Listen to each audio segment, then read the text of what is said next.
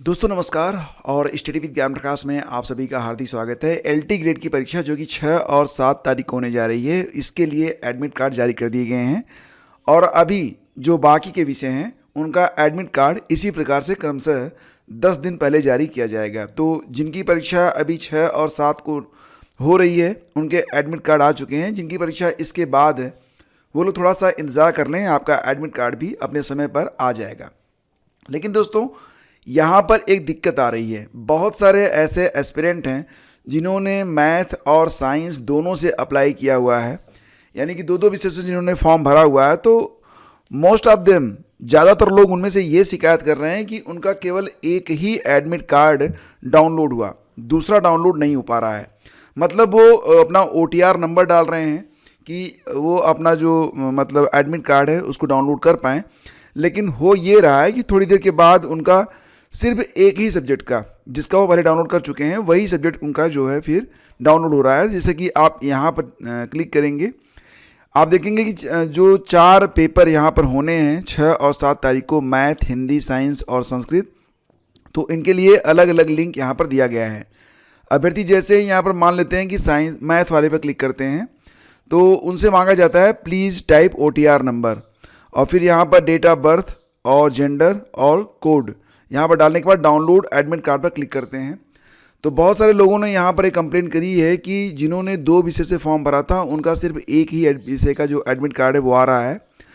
अब ये तो लोक सेवा आयोग ने गलत किया है। जिन्होंने साइंस तैयारी की थी उसका गणित का भेज दिया, जिसका गणित का हुआ था, और ऐसा कुछ नोटिफिकेशन में कहीं दिया नहीं गया था। यानी कि जब फॉर्म भरे जा रहे थे तो ऐसी कोई बाध्यता थी नहीं कि मतलब अगर 2 फॉर्म भरेंगे तो केवल एक ही फॉर्म आपका एक्सेप्ट होगा, या ऐसा कहीं पर कुछ लिखा हुआ तो नहीं था। तो अब क्या है कि अब फिलहाल तो जो परीक्षा नियंत्रक हैं उनसे वार्ता करने के बाद शाम तक ही स्थिति स्पष्ट हो पाएगी, या फिर मे भी कोई टेक्निकल ग्लिच हो जो कि शाम तक आयोग दूर कर दे। ठीक है, तो जो कुछ भी अपडेट रहेगी मैं आपको चैनल पर देता रहूँगा। फिलहाल तो ये दिक्कत कई सारे बच्चों को आ रही है, और अभी तक देखो रात में ही तो आया एडमिट कार्ड और अभी सुबह के बज रहे हैं लगभग 7:30 के आसपास का समय है। तो अभी तक इसका कोई समाधान तो आया नहीं। जैसे ही आता है आपको बताएंगे। एक बात ध्यान रखिएगा कि एग्ज़ाम के लिए जो आपको एडमिट कार्ड में अनुदेश दिए गए हैं उसको अच्छे से पढ़ लीजिएगा। और एक बात और भी कि अभ्यर्थियों को परीक्षा केंद्र में परीक्षा प्रारंभ होने के निर्धारित समय से 1 घंटा 30 मिनट पहले दिया गया है समय, और जो परीक्षा है शुरू होने के निर्धारित समय से 45 मिनट पहले गेट बंद हो जाएगा। तो जान लेना कि गेट खुलेगा नहीं, तो हर हालत में आपको बिल्कुल 1.5 घंटे पहले पहुंच जाना है, हर हालत में। ठीक है, परीक्षा केंद्र कभी कभी नज़दीक भी हैं कुछ लोगों के दूर भी हैं। ठीक है, खैर जो कुछ भी है। और यहाँ पर यह भी है कि जो अनुचित साधनों का निवारण अधिनियम आया था 2024 वाला, तो उसमें कहा गया कि परीक्षा में अनुचित साधनों का प्रयोग करना, नकल करना या नकल कराना, प्रश्न पत्र का प्रतिरूपण करना या प्रकट करना या प्रकट करने का षड्यंत्र करना आदिकृत अपराध की श्रेणी में आएंगे, जो इस अधिनियम के अंतर्गत दंडनीय हैं। ऐसे प्रकरणों में 1 करोड़ रुपए तक का जुर्माना और लाइफ टाइम कारावास, आजीवन कारावास दोनों हो सकती है। खैर, यहाँ पर ये खबर आप लोगों तक पहुँच चुकी होगी और आप लोग अच्छे से अपनी जो तैयारी है स्टार्ट करिए। अभी घबराने की कोई बात नहीं है। ऐसा नहीं है कि मतलब आज एडमिट कार्ड आया कल ही जाना है, बीच में टाइम मिलेगा आपको। तो ये टाइम आप सही तरीके से आप इस्तेमाल कर लो। और जो लोग GS वगैरह में अभी देखो मॉक टेस्ट वगैरह अगर आप लगा सकते हो तो लगा लो, जितने मॉक टेस्ट लगा सकते हो। ठीक है, क्योंकि मॉक टेस्ट ही अब काम आएंगे।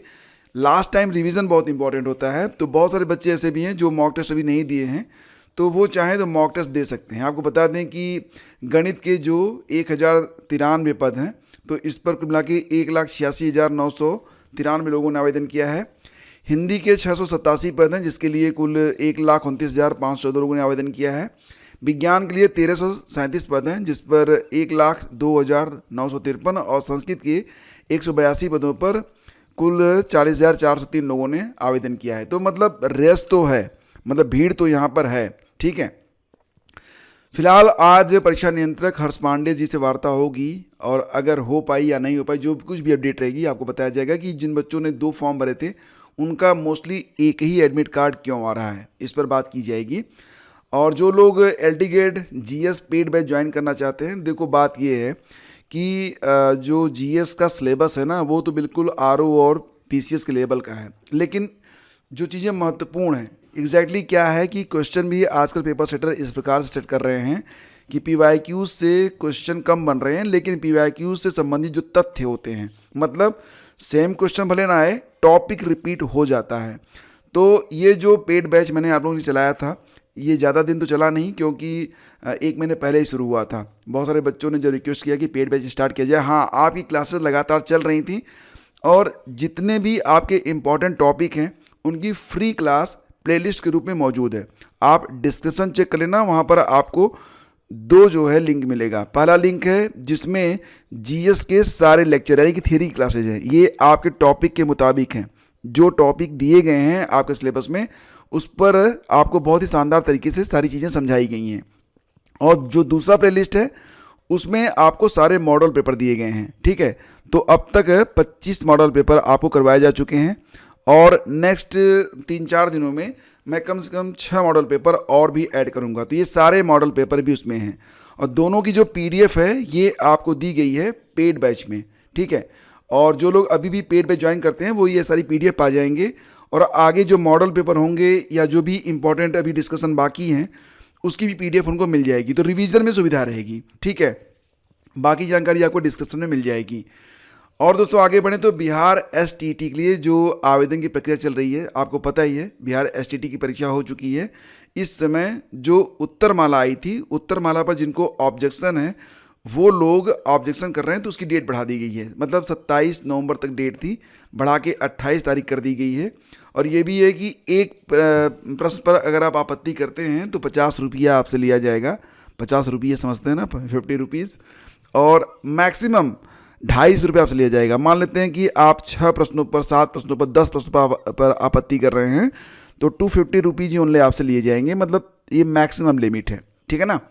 और आप कहाँ पर करेंगे तो ये वेबसाइट का लिंक है BSEBSTT.org पर जाकर आप अपनी आपत्ति दर्ज करा सकते हैं। बाकी प्रोसेस आपको वहाँ पर समझ में आ जाएगा। उत्तर प्रदेश में जो बीएलओ हैं अब उनका जो मानदेय है वो दोगुना किया जाएगा। बीएलओ फ़िलहाल तो बहुत बिजी हैं। अब यहाँ पर देखो, मैं बीएलओ के बारे में ज़्यादा जानता नहीं हूँ, आप बताना। ये लिखा गया है कि हर महीने 500 रुपये मानदेय मिलता है और अब इसे बढ़ाकर 1000 रुपये किया जाएगा। मतलब वार्षिक 6000 रुपये और मानदेय मतलब इसे बढ़ाकर 12000, मतलब केवल पूरे साल में 12000 रुपये, मतलब 6000 रुपये मिलते थे अभी तक। ये तो बहुत कम है भाई इस समय, ठीक है। 500 रुपये में किसका पेट भरेगा।